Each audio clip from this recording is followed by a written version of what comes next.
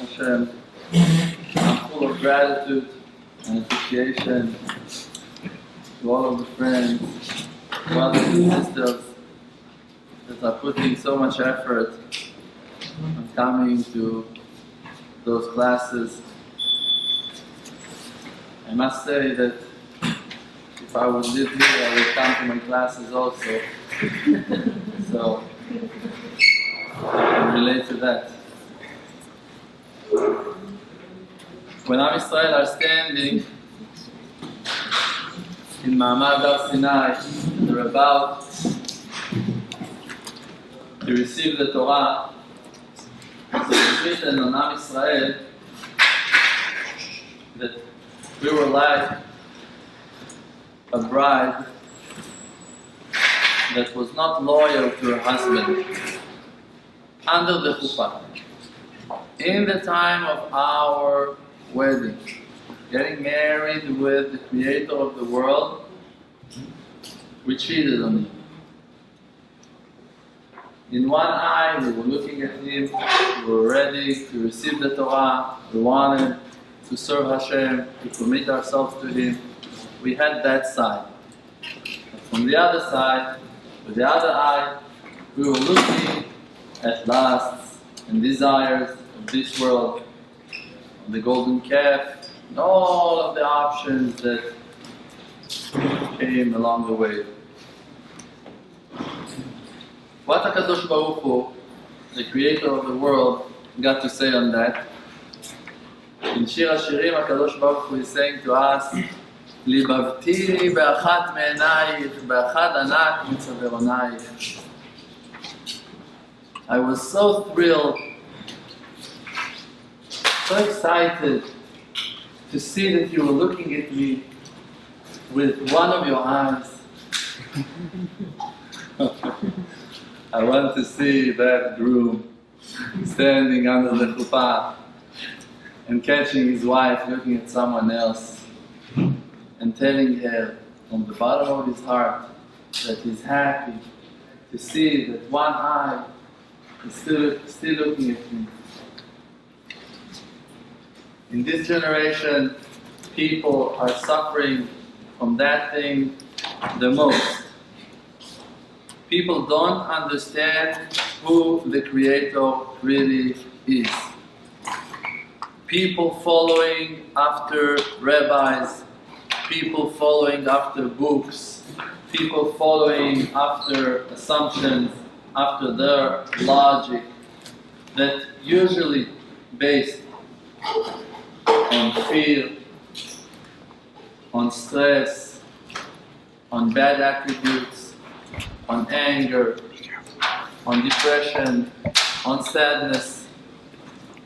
And they're explaining ways of supervision of Hashem Yitbarach in ways that are actually ridiculous and so far from the truth that actually on a daily basis we're talking Lashon Hara, bad things on the Creator Himself. Father in heaven is the source of kindness, is the source of good. He is the one that gives us life. He is the one that gives the sweetness, the sweet power, sweet taste in the fruits, the good smell to the flowers, to all kinds of incense. He is the one that gives us the ability to see by giving to us from His power of sight, from Enei Hashem, the eyes of Hashem, Asher Hema Meshotetot B'chol Haaretz, that they are going and looking everywhere, that there is nothing in the world that is hidden from Hashem Yitbarach. And Hashem gives us eyes that are coming, pulling down from heaven to our contaminated body, and gives us the ability to see to our physical body, and gives us the ability to feel and to sense and to hear and to understand. And like we're saying to Hashem Yitbarach, Ata chonen la'adam da'at, you're the one that gives the wisdom to the man. And we're saying something so weird over there in that bracha. We're saying, Chonenu meitcha, please, we're asking you to give us from you wisdom. Why to say such a complicated sentence? Let's say, give us the wisdom. If you own the wisdom, so give it to us. But we're saying, Chonenu, you're going to give it to us, meitcha, from you. Why to say the same thing twice? Because we're actually asking for Hashem Yitbarach, give us the wisdom to know that it's all coming from you. Chonenu, that knowledge that it's from you. Meitcha, that we're not going to forget that it's all coming from you. That you're the one that gives us the wisdom. You're the one that gives us the power. You're the one that gives us the ability to talk and to listen and to smell and to feel and to love and to care and to help and to support and to build and to develop and to do such amazing things in this world. Like raising your children and helping a person to cross the street and giving tzedakah and learning Torah and growing and developing and having faith and talking to the Creator. He put Himself in front of your face. Da lifnei mi she'ata omed. You should know in front who you're standing. You're standing in front of Melech Malchei Amlachim, King of all kings. The one that is above everything. The one that is beyond. And where is He? In front of your eyes. And how am I going to reach Him? It's not far from you. It's in your mouth. It's in your heart. You can do it. It's so close to you. One thing required. Faith. You need to believe. And also in faith, we can ask it from Hashem. Even if you don't believe, you need to tell Him, Hashem, let me believe in you. I can't get it. I'm so stressed. I'm so sad. I'm so depressed. I'm so broken. I don't have no hope, Hashem. Can you give me life? Can you give me Simcha? Can you give me joy? Can you give me my eyes back? Can you give me my heart back? Can you give me my neshama back? Can you help me? Can you revive me? I'm a dead man. I don't have power. I lost my happiness. I lost my hope. I lost my faith in you, Hashem. Can you give me those things back? When you talk like that to Father in heaven, Father of mercy, the meaning of the word mercy means that Hashem is giving something good to someone that is not worthy. And that's the name of our Father. The name Yud-Kei Vav-Kei, the meaning of that name, Havaya Baruch Hu, the meaning of that name is Rachamim, is mercy. Means that anyway He loves you and He's going to give you more than you deserve. Because that's His being. That's who He is. That's His divine nature. That's His will. To love you, love with no limitations. Love with no borders. And just to love you and to give you. And on all of those questions that you can ask, so if you say so why are we suffering so much? And why it's so dark outside? And why exile is so cruel? And why Jews are falling from the derech, from the path? And why I'm suffering and why I'm struggling? First of all, before you're going to hear the answer, you can talk about it with Hashem. Don't fight with Him because you're in stress. Don't be angry and upset on Him because you don't see the light. Are you here only to enjoy, to receive the light, to feel pleasure, to be satisfied? Who are you? Adam le'amal yulad, we're here to work. And we're fighting against the forces of darkness. And it's a war, it calls Milchemet HaYetzer, the war against the Yetzer Hara, against the power of imagination, against bad, wicked will that is trying with all of its power to block the light of Hashem in the world. And we are those ones that's supposed to fight all of that darkness. If we're going to surrender, if we're going to fall to sadness, to depression, and we're going to lose the hope, who's going to win that war? Hashem Yitbarach, He sends you exactly to those dark places. The strongest, most powerful soldiers, where are they? Where Hashem Yitbarach is putting them? In the front, in the first line, in the enemy's land. Over there to hide themselves and to fight and to shoot and to hide. with no food supply, with no backup, with no plan, with no map. Hashem is sending them into the darkest places of them all. And now you find yourself over there. And now you're in the exile. And now it's hard. And fighting with you and surrounding you from all sides. What you need to do?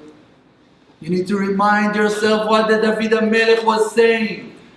That even if all of the nations going to surround him, B'Shem Hashem ki amilehem, what it means, I'm going to circumcise. It means I'm going to convert them all. He wasn't planning to kill them.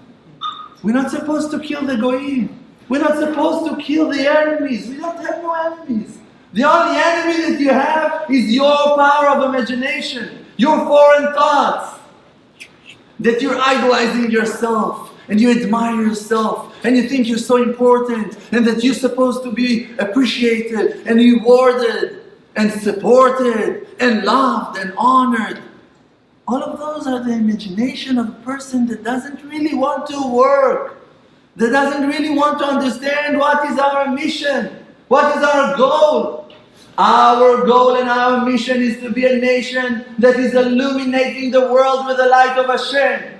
And we don't need to be righteous. We don't need to be genius.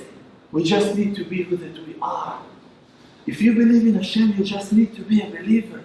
If you just know that there is a creator to the world, you just need to talk about it with people. That your business, that your negotiations will be in faith. That you're going to sell faith and you're going to buy faith. That when you're going to meet people, you're going to ask them, do you believe in Hashem? I told it, my students, they know that class, I told it few times.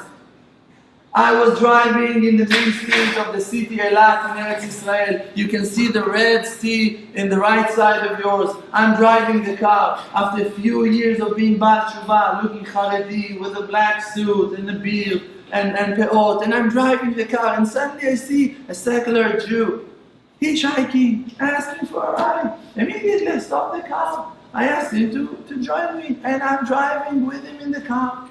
And I'm looking for some good reason to talk to him, to change information, to enjoy from the company of another brother. And suddenly Hashem Yitbarach gave me the amazing idea, and I told him, do you believe that really HaKadosh Baruch Hu opened the sea for us, for Am Israel? Can you believe that?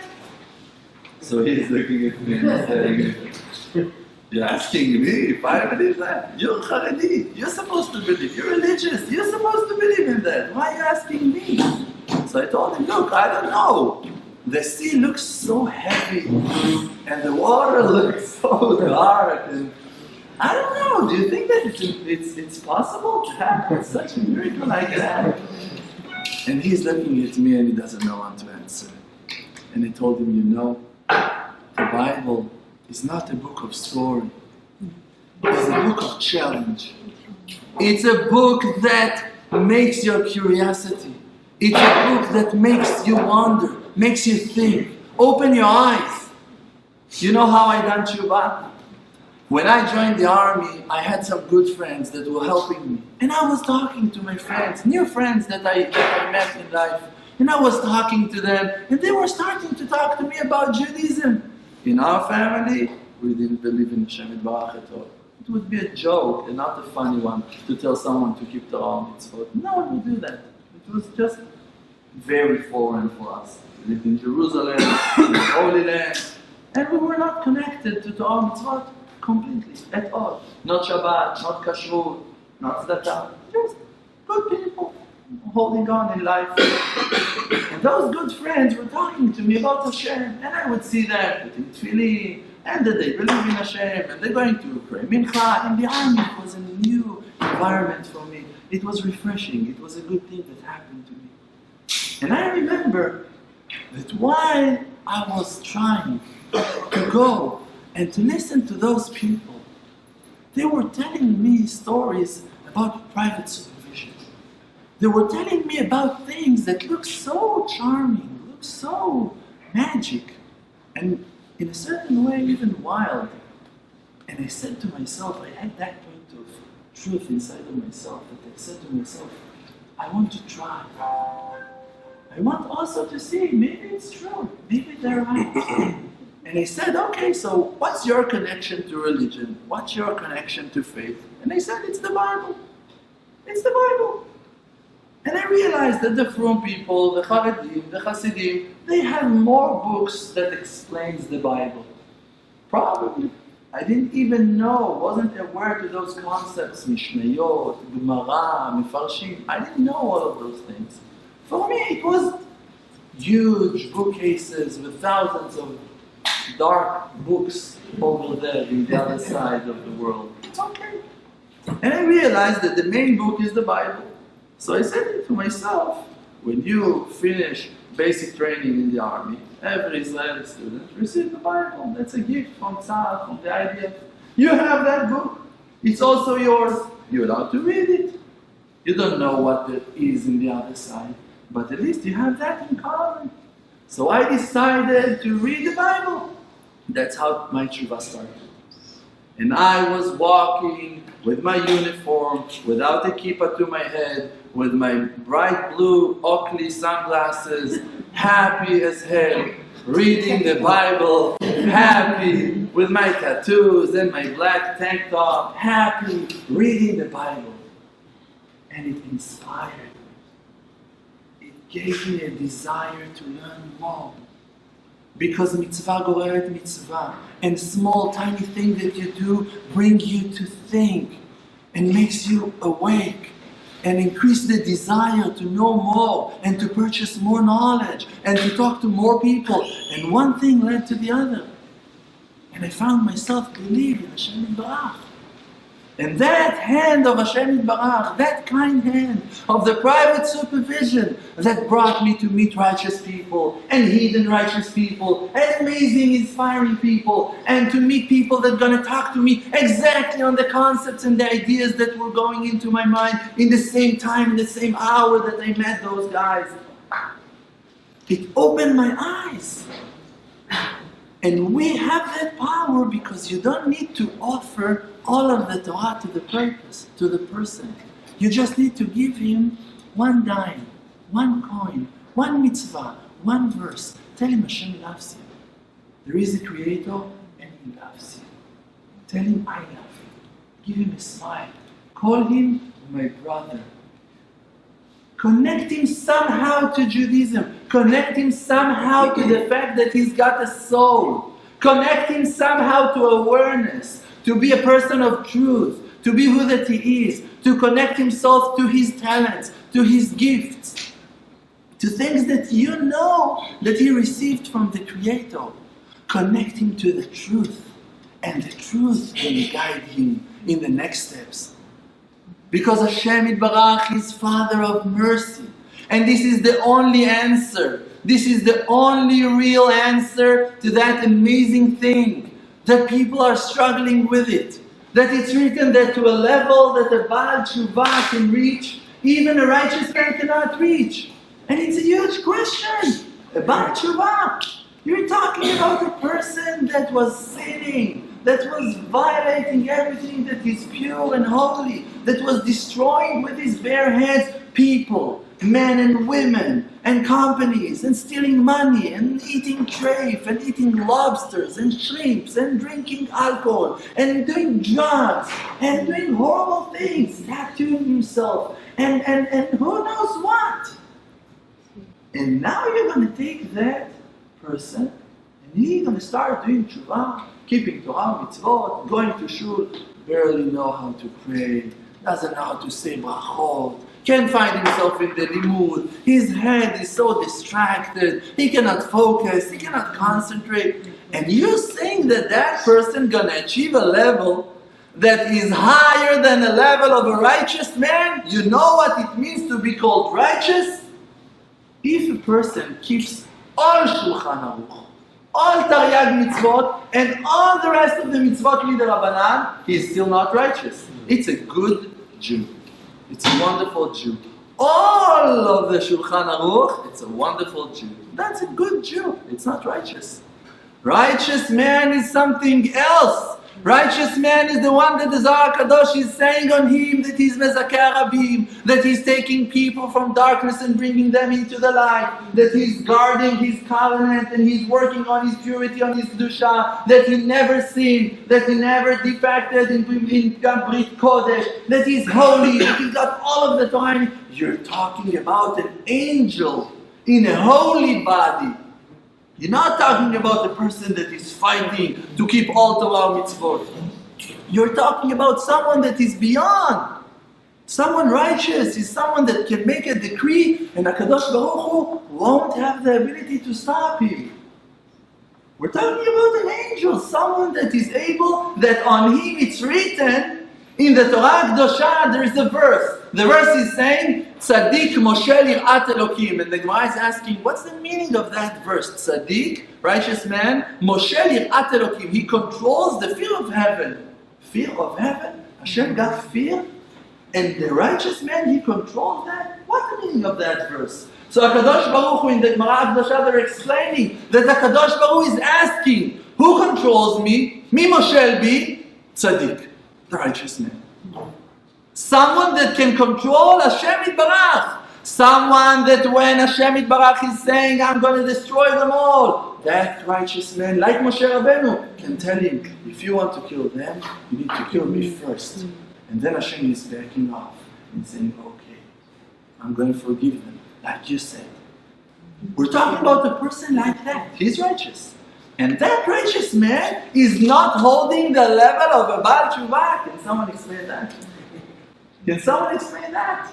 I'm going to tell you why. And then that is the only right answer. Because a Baal Tshuva, a person that experienced darkness, a person that was so low, that was so broken, for him to climb out from the darkness, from the desires, from the filth of this world, from the exile, it's such a struggle that the righteous man cannot understand.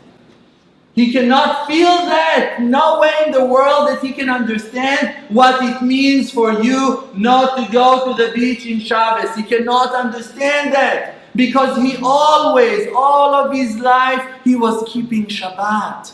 So for him to violate Shabbat is craziness. It's something that he's not struggling with.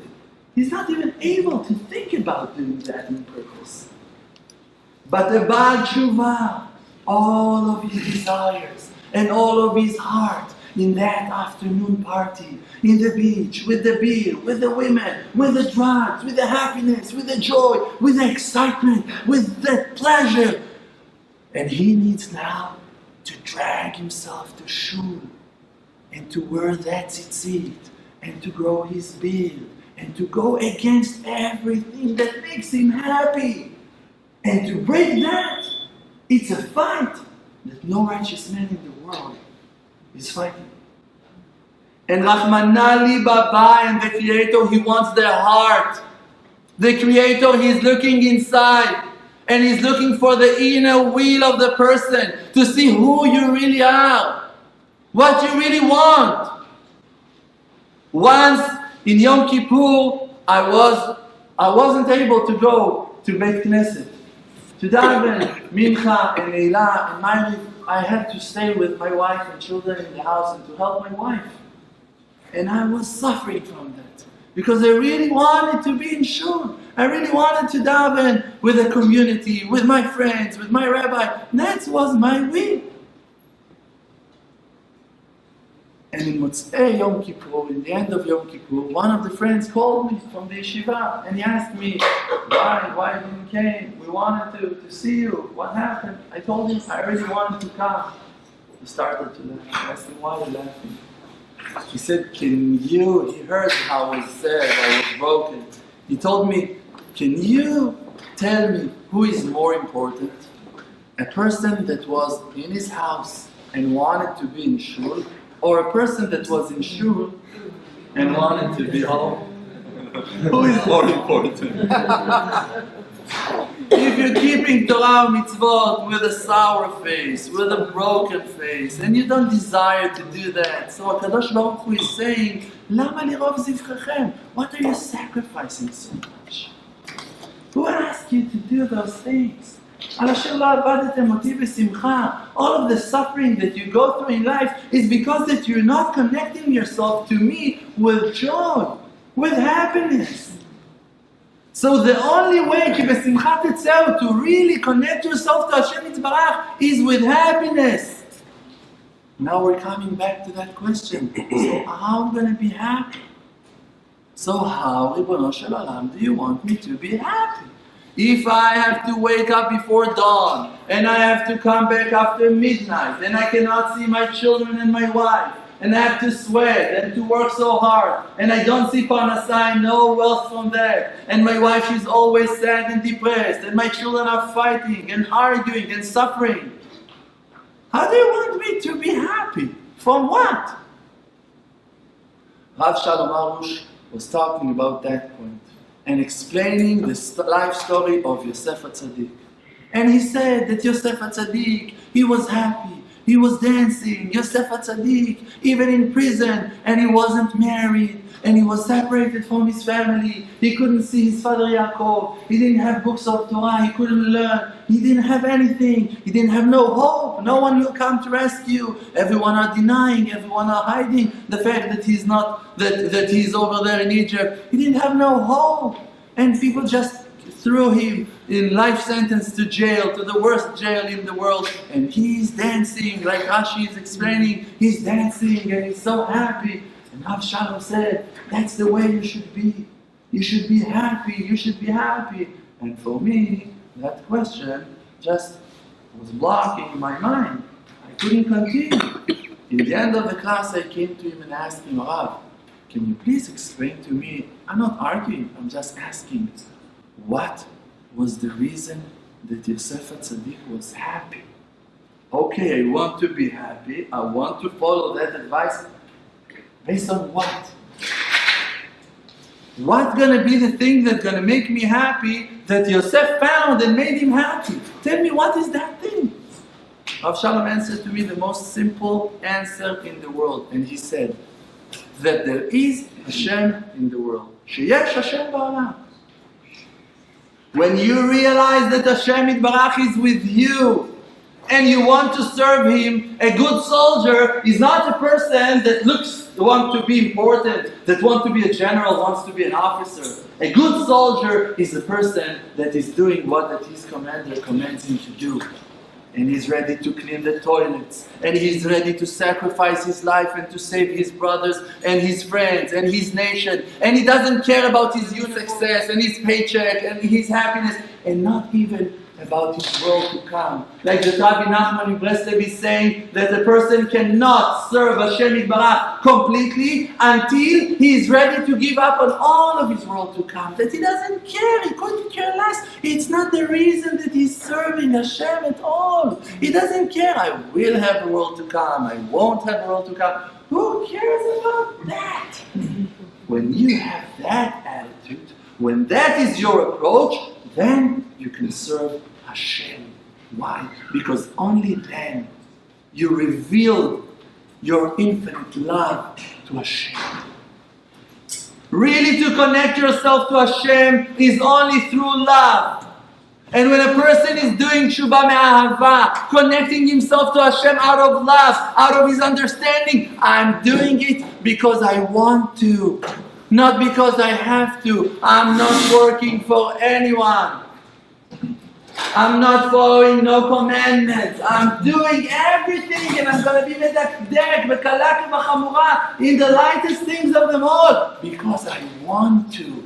Because I love Him. Because I know that He loves me. First of all, in the brachot of Kriyat Shema, before we say Kriyat Shema, in Kriyat Shema, HaKadosh Baruch Hu is telling us, you need to love me. Ve'ahavta et Hashem Elokecha. You need to love Hashem. Before of that, Hashem is kind enough to tell us, Ahavat olam ahavti.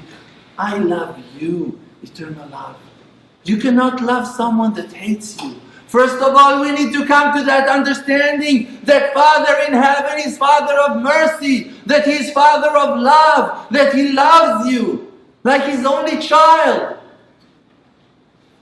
And He doesn't love you with no term. He loves you with no terms, with no conditions. He loves you when you fall. He cares about you when you fail. When you're in the lowest place in hell. David HaMelech is saying, even if I'm going to fix my bed to sleep in hell, in the lowest place of hell, here you are, Hashem. Even if I'm going to walk in the valley of death, I won't see anything bad because you're with me. When you have Him with you, and you feel His presence, and you have that love to Him, you're ready to die, and you don't care, and you don't suffer, and you have a huge smile on your face, and you're happy, and you're glad. You're glad to wake up in the morning, and to sacrifice your life, and to do things for Hashem Yitbarach. And if Hashem wants you to suffer, you're ready to suffer. And if Hashem wants you to be happy, you're happy to be happy. But your happiness also will never going to be complete until the last one in line going to be happy with you. Like that HaKadosh Baruch Hu is telling Am Yisrael that He wants to be so good, to reveal His kindness in such an awesome and amazing way, shelo idach mimeno nidach, that there will be no one left behind, even one will not going to be left behind. That's the Creator. And if the Creator is someone else, I'm not worshiping Him. If Father in heaven doesn't love the last one, that it might be me, it might be you, it might be my child, it might be my wife. If He doesn't have a place in His heart for my brothers, so what am I doing? Et achai anochi mevakesh. I'm here because I care about my brothers. I'm here because I care about my sisters. I'm here because I care about the souls. I'm here because I care about the will of Hashem Yitbarach. And His will is a will of honest, will of dignity, will of truth, will of kindness, of mercy. And people don't get it. People following rabbis and books and opinions and assumptions and their bent and crooked logic that based on fear and anxieties, and people that terrorize them all of their childhood, all of their youth, and killed the will to live, killed the will to love, to be innocent, to enjoy life, to run in the field, to look at butterflies, to be happy from the sunrise, to be happy from the sunset, to be able to sit and enjoy the lake, and to feed the ducks, and to see the birds, and to praise Hashem. And to say Pirkei Shirah, to praise Hashem from the bottom of your heart. When David HaMelech was saying Tehillim, he was not saying Tehillim at all. He was talking to Hashem Yitbarach like you talk to your best friend. People wrote his prayers. He might wrote his own prayers. But when he was talking and talking and talking. He opened his mouth and he just revealed his heart. When he was in danger, he asked for help. When he was suffering, he was asking for support. When he was happy, he was praising Hashem. In every situation of his life, he was just living his life with Hashem. And he was talking to Him because he believed in Him. And on that, we need to fight. To wake up the world, that people gonna understand that they have the Creator, and you don't need to be a Talmid Chacham to have the Creator with you, and you don't need to be a Jew to have Hashem with you. You don't need to have anything, because the squirrels outside, they have Hashem. Because the rat is praising Hashem, and the frog is praising Hashem, and the bear is praising Hashem. So everyone can praise Hashem. The leaves, the trees, the grass, the creation. Kol Anshama, all of the soul, everything that's alive, praising Hashem. So if the creation praise Hashem, so what are we doing here, complaining and whining? The reason we suffer so much is because we lack of faith. Because we lack of that understanding that Father in heaven, He is the one. He's the one that loves you, that gives you life, that supports you.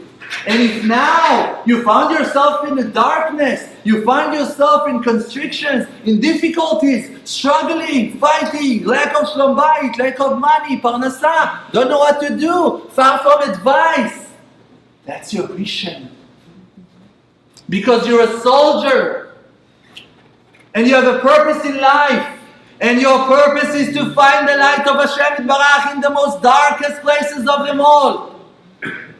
And if you're going to fill your job, if you're going to do your job, people are going to see the light of your soul shining from the depths, from the lowest places, in the darkest night of them all. The smallest, tiniest candle is a life, is a lifeline, is a lighthouse. Is illuminating the darkness. Is creating a bridge for millions of people to follow you because they're with you in that darkness. And if you're just gonna let that spark of your soul and gonna believe in yourself, believe that you have that soul.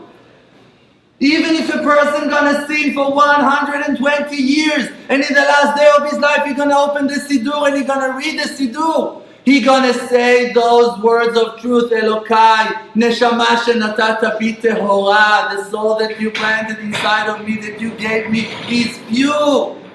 No matter how many sins, no matter how many crimes, no matter how many times he's gonna fall on his face and fail in the worst crimes of them all. The soul is spiritual and it's not belong to this world. This is why you cannot contaminate your soul. This is why your soul is keep on waking you up, even that you are holding in the lowest levels of them all. And the Shekhinah Kedosha is with them. Shochen itam betoch tumotam. He is with them in the most contaminated places.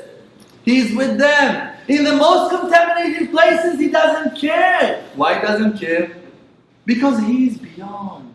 Because he doesn't have no physicality. Because he loves the eternal love. And he's ready to bring himself to live with you in the lowest places of them all. There is no pleasure in this world. Only angels that are making the person happy. There are people that are doing exactly what that makes you happy and it makes them sad. You can feel an amazing taste in a certain kind of food and they can puke from that food. They're not able to enjoy it. Because when HaKadosh Baruch Hu commands His angel to make you happy and to satisfy you, so you're happy. And when Hashem Yitbarach decided that you will not going to have no kind of pleasure from that food, you will not going to feel no pleasure.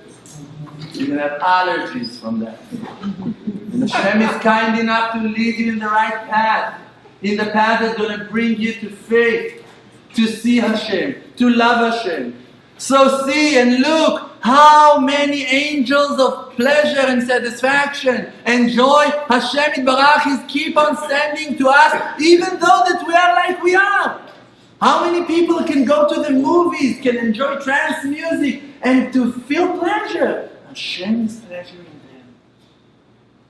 Hashem is satisfying them because Hashem sees that they don't have the vessel to believe in Him yet.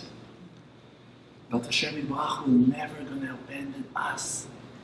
He will never gonna go away from us. He will never gonna leave us behind. But we are asleep. We don't get it. We're blaming ourselves and slaughtering ourselves and hating everyone and having complaints on every person that is disturbing us. When we just ignore from the fact that Hashem Yitbarach Himself, He is the one that gives us advice and keeping us far away from things that can damage us. And you don't know what can damage you. Things that you desire can make you sick. Things that you want to achieve can make you hurt. And only Him, Father in heaven, He knows exactly where you need to live, with who you need to marry, how your children need to look, and in which part of your life they're going to join you as a family, who needs to be your boss, and in which car you need to drive. Only Him, and He's guiding you with His merciful hand of kindness. And we need to come back to that simple faith, to know that the Father of mercy is Father that loves us, that doesn't care about our defects. When the mother, she cleans her baby, she is not disgusted from the baby. She's separating in her mind between the baby and the waste. It's not a disgusting baby now. It's her baby that needs to clean, to change diaper to. When Father in heaven is looking at you and he sees you so far and so broken and so filthy and so disgraced, Hashem Yitbarach is saying, I'm receiving so much satisfaction. You thrilled me and you looked at me with one eye. Even though that with the other eye you were looking at the parties, you were looking at the food, you were looking at the cars, you were looking at the women, at the money, at the honor. But you had that point, that in that point you care about me. Father of mercy, He cares about that point. He sees only good points inside of us. Those good points is the sparks of our soul. It's the light of our neshama. And that is what the Hashem sees. And we need to ask from Hashem Yitbarach, give the eyes of Hashem and Hashem Latzadikim to the righteous people. Make me to be righteous. Give me your eyes. Like the eyes of David HaMelech, that he was Yefei Einayim V'Tov Ro'i. He would look only at the beautiful things. He was looking only at the good of people. He wasn't judging, wasn't criticizing, wasn't slaughtering people and killing people with midat hadin, with judgments and power. We need to work on that. And the beginning is to find the root to your soul, to find who you are. And I said that thing, I think, in almost all of my last lectures here in the US and in Canada. To find who you are, that's not the main test. To know who you are, that's not the main test. Most of the people are going to say, okay, so who am I? What should I do? That's not your problem. If you're gifted in something, you know you're gifted in that. If you have a certain ability, a certain talent, you know that you have it. You can talk to people, you can sell, you can convince, you know how to illustrate, you know how to dance, you know how to sing, you know how to play basketball, you know how to swim fast. You know who you are. You have an amazing power of memory. You know who you are. You know what you're gifted at. That's not your problem. What is your problem? To believe that your gifts are important to Hashem. That you're important, that's your problem. To believe in yourself, that's the test. To believe in Him, it's easy. Who can ignore Him? You see that He's alive and it's easy. But to believe that I'm also important, that I have a job, that I have a purpose, that I'm satisfying Hashem, that I please Hashem, that I make Hashem happy, that is something that is very, very hard to achieve. The only way to achieve it is to talk about it with Hashem Yitbarach like you talk to your best friend.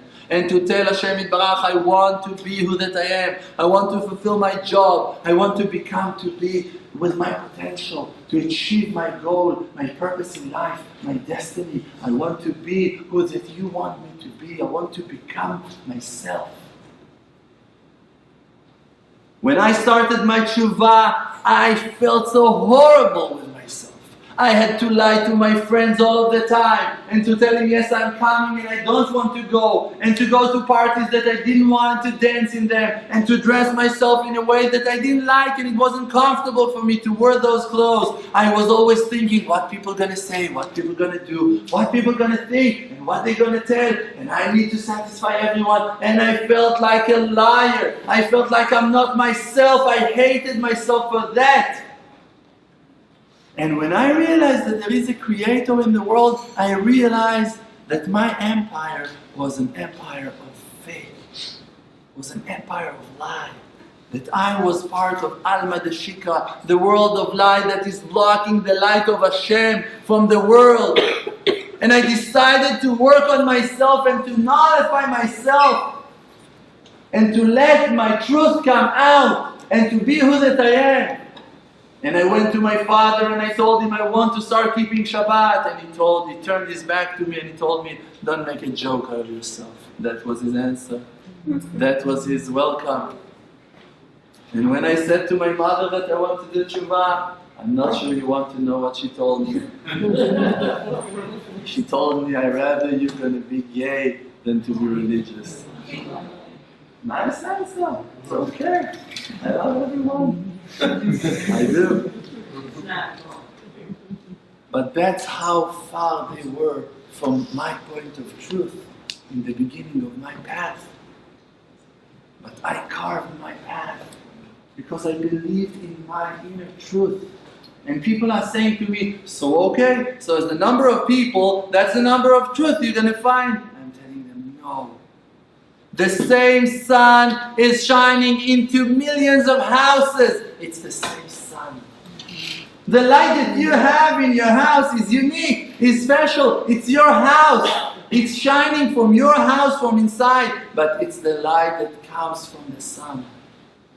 The truth that you're going to find inside is the truth that's going to connect itself in her roots, to the other truths of other people. And all of you believe in one. All of us. We're one nation. We're one world.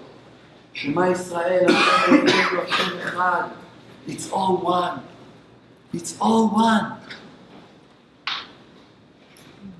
One. And the numeral value of the word one, you know what's that? Echad, Aleph is 1. Chet is 8. Together, it's 9. And with Dalet, it's 13. And Ahava, love, is equal to that. Hey and Hey, it's twice the number 5, it's 10. And Aleph and Bet is 3, it's 13. 13 is the number of kindness. The midot achesed. 13 ways to connect yourself to the Torah, to learn Torah. The Torah be learned in 13 midot, 13 ways. 13 ways of kindness in your character. When you're going to be kind in those 13 ways, that you're going to be generous, that you're going to have patience, that you're going to care, that you're going to be sensitive, and you're going to complete the list of 13 good midot of chesed. So then you're going to understand the Torah. You're going to find the will of Hashem Yitbarach inside the verses, inside the Gemarot.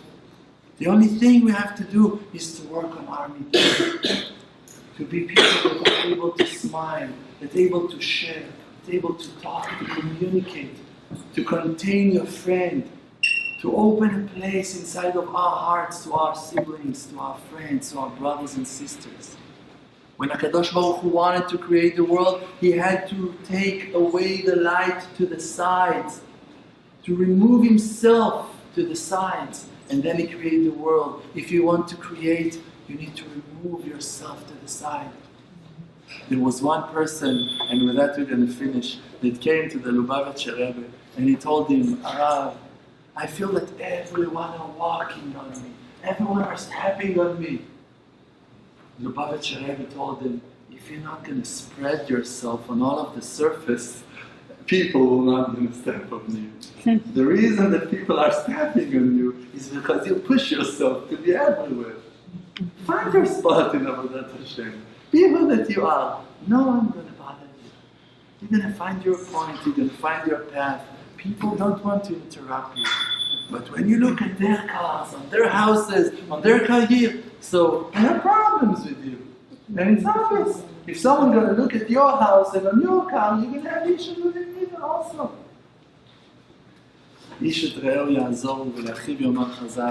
every one of us should help as much as we can to our brothers and to give strength and power to all of Am Yisrael to follow that simple path of faith.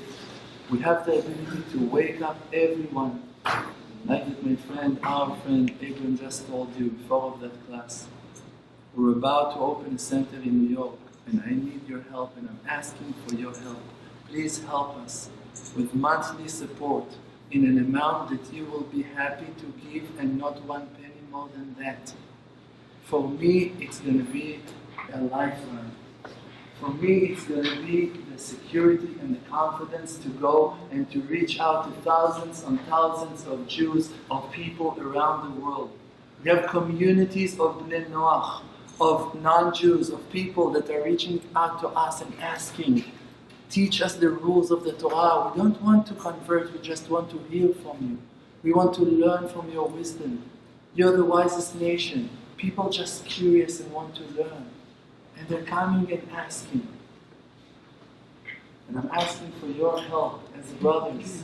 We all have the same guarantee. We're all supposed to help each other. Help us, the Emunah project, the Emunah group, to expand the light of Hashem in the world. And we're going to reach all of your families and all of your friends. And when you, when you're going to send your bread on the waves, into the river, in one of the days it's going to come back to you. You're going to find the charity that you gave. You're going to find the kindness that you gave. Hashem going to bless you. Hashem yivarech et amo b'shalom. B'ruchim tiyu. Amen.